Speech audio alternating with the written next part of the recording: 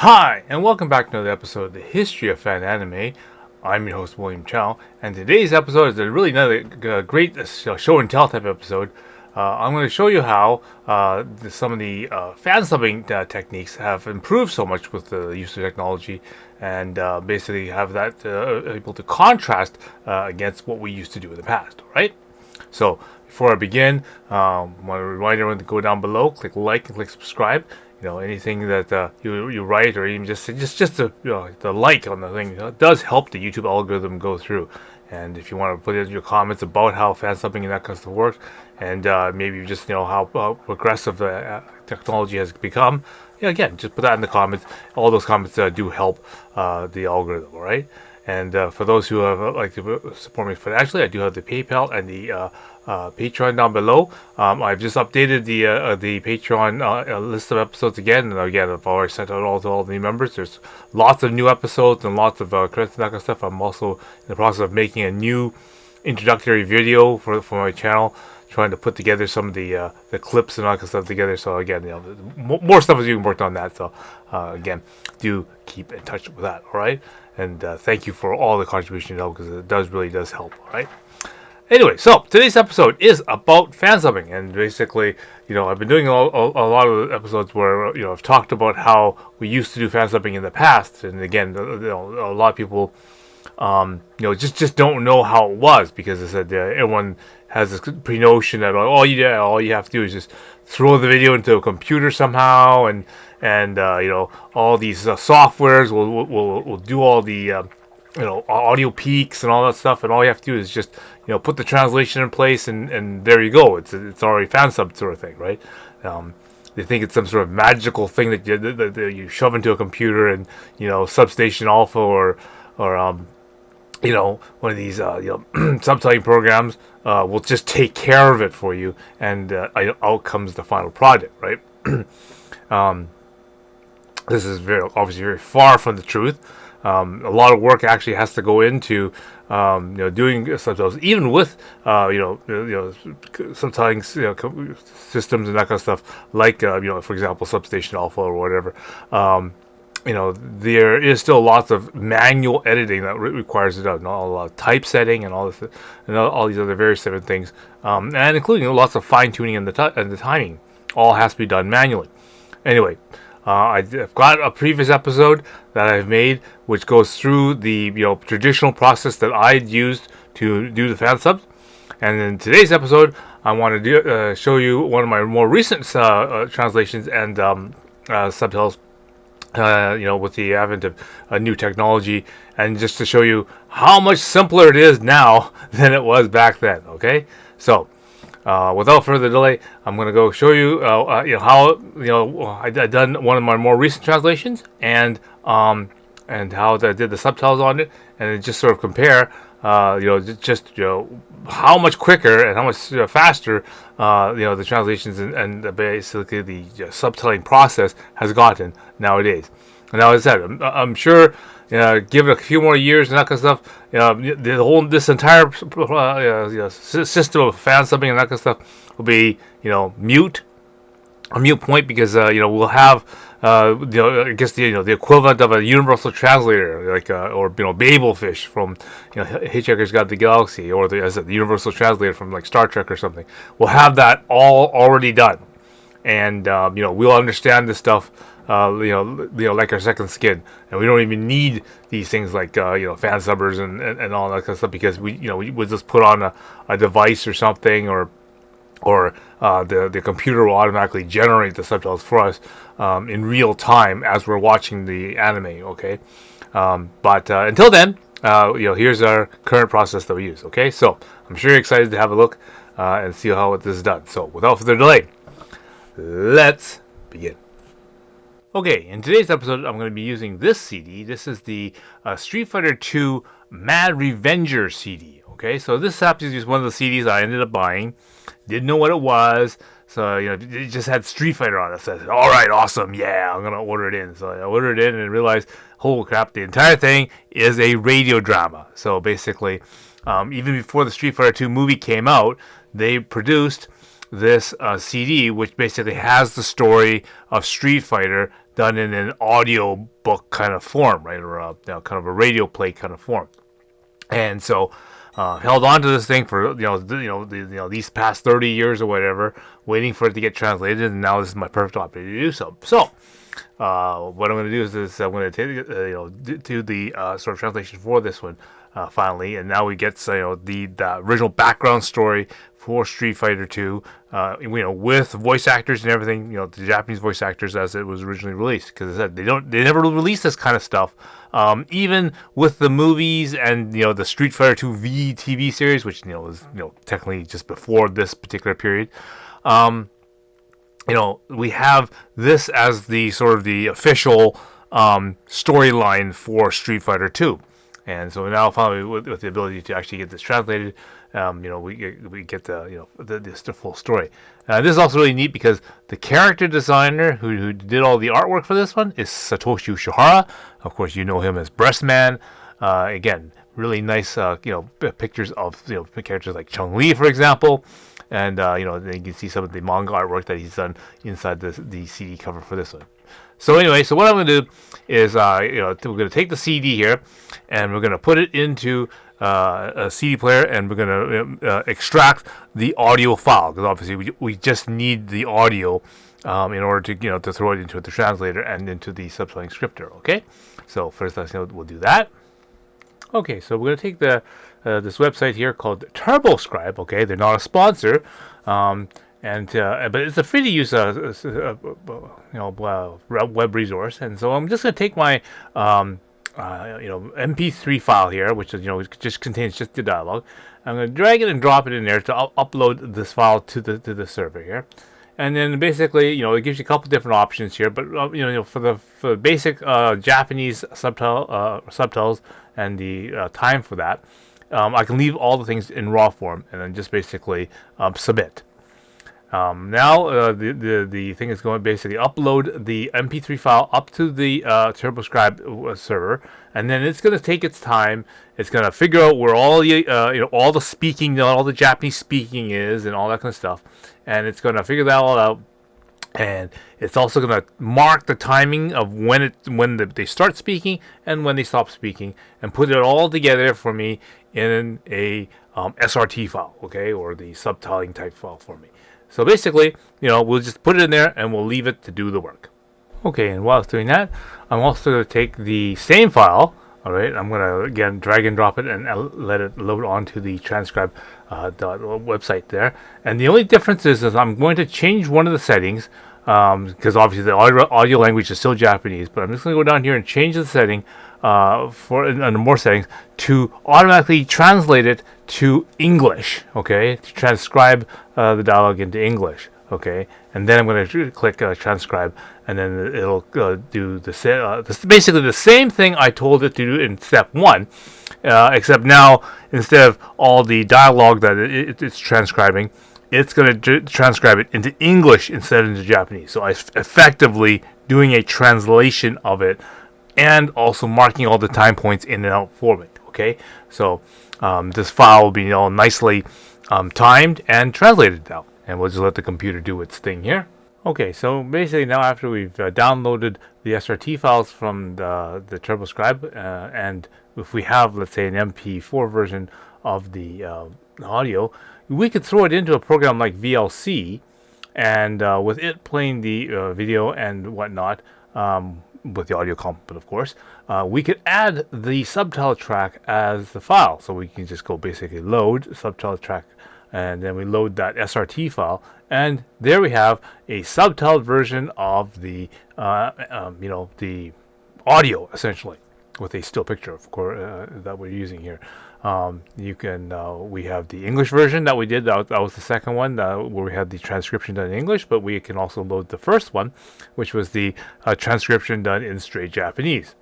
So, in theory, we're done. Right? We have a subtitled version of the Japanese that we have there. But of course, there's font issues. There's obviously how it formatted each of the sentences. The timing, any of that kind of stuff. If you want to fix it, we obviously have to put it into an editor. So that's the next part I'll show you. But you can see how easy it was. I mean, basically a few clicks, and we basically had a subtitle file, and it's basically already done and timed for us. That's how easy it is getting to this point right now. Okay, so I'm going to load up my favorite editor, Adobe Premiere, and we're going to just load up the MP3 file, which contains the video and the audio, so that it gives me a video reference, right? It's just a still picture, same one I used in the VLC there. And now, then what I do is I'm going to drag and drop the SRT file, and right away it lines it all up with the video, and here you go. It's already subtitled. And again, sure, there's some timing errors and that kind of stuff and whatnot, but by clicking onto the text option here, you have access to the entire subtitling script. Okay, and you can edit it right on the timeline here. You can join sentences or captions together. You can correct the times by just pulling on the actual time bars here, and so you can fine tune, adjust the subtitles according to the audio. Make sure that the audio ranks up there. You can change what's actually said in the actual dialogue here, in case you want to correct the English translation, because maybe you have a better translation, or said the Google translation that transcribe used wasn't very good, so you can make it sound better, or put it on your own references and whatnot. Again, you can fix the timing gaps and that kind of stuff. As I said, sometimes the transcription stops the title a little too early, or maybe starts a little bit too late because it got confused on where the speaking parts were, or it misunderstood what was it trying to translate. For example, one common thing that happened in this particular thing is that obviously the character can also means sword.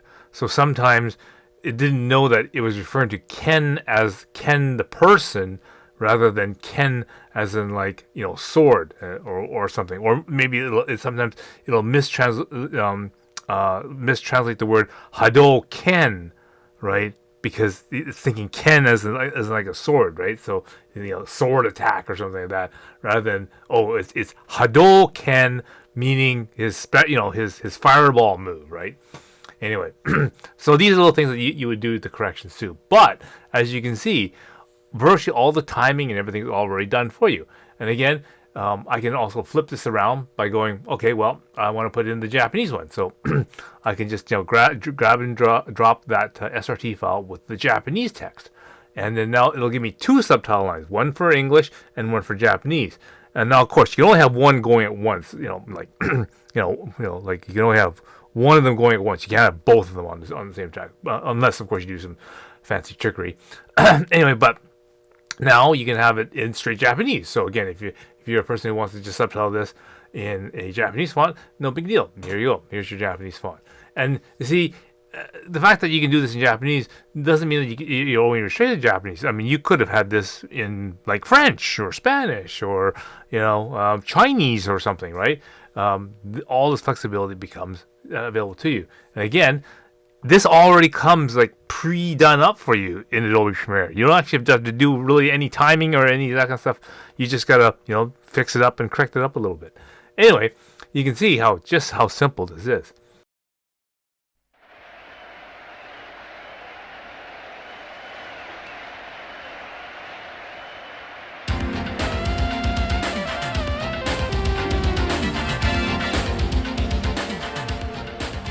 さあ決勝戦です。ここサンフランシスコで開催中の全米マーシャルアーツオープントーナメント。格闘界の覇者となるのは一体誰か。激戦を勝ち抜いてきた勇者は真紅の空手着に身を包んだ炎の戦士ケン。そして我がアメリカが誇る最強のファイタージョー。いよいよ雌雄を決する時がやってまいりました。おっとケンがいち早く戦いの壇上に躍り出た。よっしゃ竜と準備はサンフランシスコから遠く離れたロサンゼルス警察の一室でこの様子をテレビで見ていた。よーしケン、負けんじゃないぞ。俺がしっかかり応援してやるからな。この人が竜の友達ケン？ああ、友達であり最強のライバルだ。とうとうシスコには間に合わなかったが、テレビで応援はできそうだな。本当にごめんなさいね。はるばるアメリカに来た目的がケンの応援だったのに。いや、チュンリーが悪いわけじゃない。取り調べのなんのと足止めしているロス警察が悪いんだ。バルログなんかとっとと豚箱にぶち込んで豚ログにすればいいのに。たく、そこまで言ったらかわいそうよ。あんたに言われたないわ。どうしたんでしょう、ジョー。闘技場に姿を現しません。何かあったんでしょうか。あ、現れ。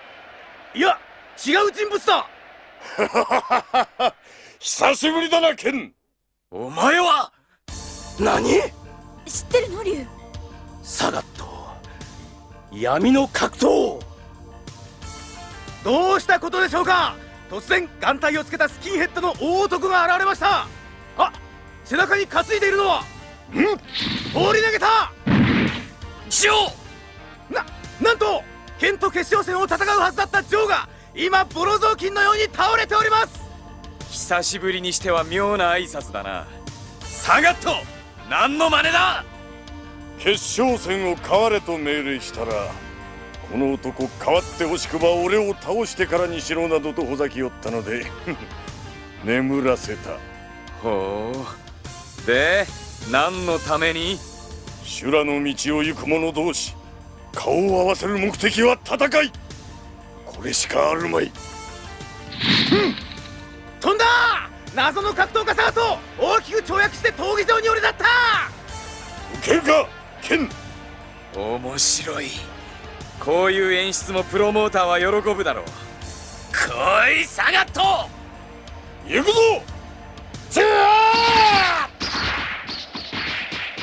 激しい技の応酬だ。ものすごい。標準の目には捉えられない動きです。サガットの使う技のスタイルから察して彼の正体はタイのキックボクサーか。竜？どういうことだ。サガットはこんな派手な行動をする男ではない。闇の格闘王と恐れられるゆえんも、最強の格闘の道を極めんとする愚道者たりうるからだ。竜？サガットの繰り出す技に以前はなかった邪気が感じられる。何があいつを変えたんだ。竜ったらもう。竜！悪い。チュリー、なんだ。サガットのトランクスに刺繍されてる紋章。あのドクロのマークがどうした。あれは死神をかたどったシャドルーの紋章、デスエンブレム。何だとしたらケンが危ない。チュンリー、今すぐシスコへ。無理よ、間に合わない。ここから何百キロもあるわ。くっそ。しかしまさかなぜサガットがシャドルーに。互角に見えた勝負、徐々にケンが劣勢になってきた。サガットの猛攻撃、ケンピッチ、ケンピッチ。青にさい加減は変わらぬようだな。なめるな、昇竜拳。ケン渾身の一撃、サガットかわした。しまった。とどめ、愛が。サガットのもろ手突きが直撃。ケン場外に落ちた。試合終了。大番狂わせ。優勝者は謎のキックボクサーサガットがもぎ取りました。ちくしょう。勝利者インタビューです。ミスターサガット、おめでとうございます。今の気持ちは一言。くだらん。は？命のやり取りのないルールで縛られた戦いなど所詮茶番にしか過ぎん。と申しますと。死闘にこそ戦いの本来の目的と意味がある。これが死闘ならケン、貴様の命はない。あるいは今なお修羅の世界に身を置く竜ならば、この俺に傷の一つもつけられたろうが、今のお前ではたとえ1000回戦おうと俺には勝てん。何？そこまで言うのならば禁じ手なしでもう一度俺と勝負しろ。死ぬぞ。格闘遊戯を生業としたお前ではな。なんだと？俺とやり合いたくば貴様だけではない。この世の格闘家と名乗る者どもよ、俺の声を聞け。6ヶ月後、タイで真の地上最強の王者を決めるオープントーナメントを開催する。煩わしい禁じ手なしの試合形式、つまり喧嘩だ。怪我人は言うに及ばず死人も出る。だが真の格闘家を名乗るならば、たとえ殺し合いであったとしても参加せずにはおれるはずだ。集え、世界のストリートファイターたちよ、真の格闘王を決する戦いの壇上に。どういうこと？サガットがシャドルーの人間だとしたら、トーナメントはシャドルー主催ということになるわ。ベガは何を企てているの？わからんが、世界喧嘩大会か。たまらんな。ゾクゾクするぜ。出るの？虎穴にいらずんば孤児を得ずってな。シャドルが絡んでいるなら出ねばなるまい。何よその嬉しそうな顔は。わかるか？本心は単純に戦えることが楽しみでしょうがない。見たこともない世界の強豪が集う喧嘩試合。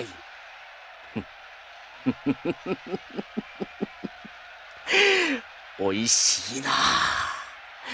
シャドルが絡んでいようと無視できる代物じゃないぜ。その分じゃ止めても無駄のようね。私もエントリーだけはしておくわ。6ヶ月後、まだ先のことよ。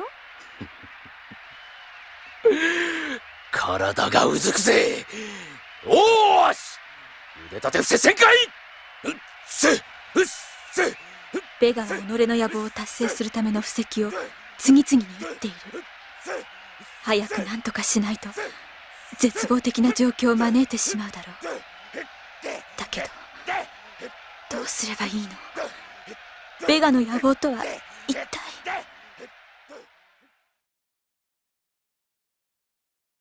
Okay, I hope you found that very interesting, and yeah, you can now see that it is now really, really easy to make your own fan subs and to make translations of the content. It's just a matter of actually finding the content and actually putting the two things together to make it work, right? So, one thing can be said about advances in technology, right? Okay.